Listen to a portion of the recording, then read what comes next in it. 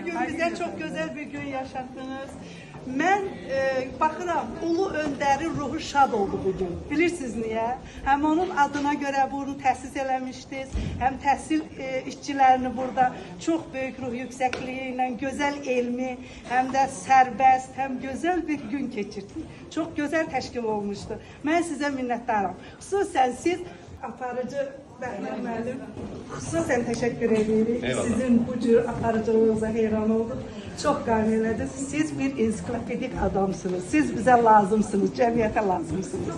Sizə çox təşəkkür edirəm. Evin xalqına çox sağ olun ki, təşkil eləmişsiniz.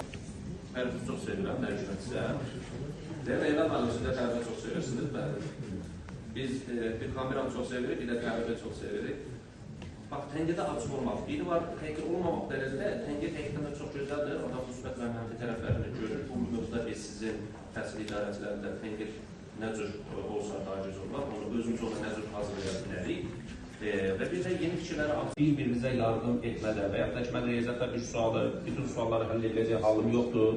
İstəsəm də elə bilərəm. Allah yerşürəsində elə bir riyaziyyat müəllimi yaratmayıb ki, bundan sonra da yaratmayacaq ki, bütün riyaziyyatı bilmiş olsun. Mən bir sualı bir müəllimdən soruşdum.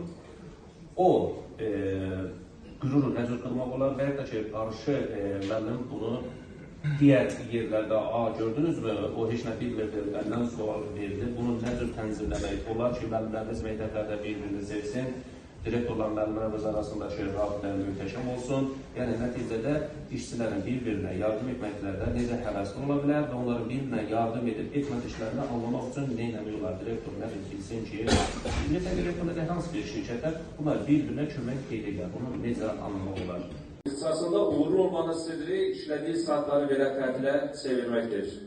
Çalışarkən dincələcəksiniz, dincələrkən çalışacaqsınız. Sinifdə yaxşı dərs keçməklə də yaxşı müəllim olmaq olmaz. Könlünə girə bilmədiyimiz bir uşağın beyninə girə bilməliyik. Bilgi beynin vitaminidirsə, sevgi qəlbin vitaminidir.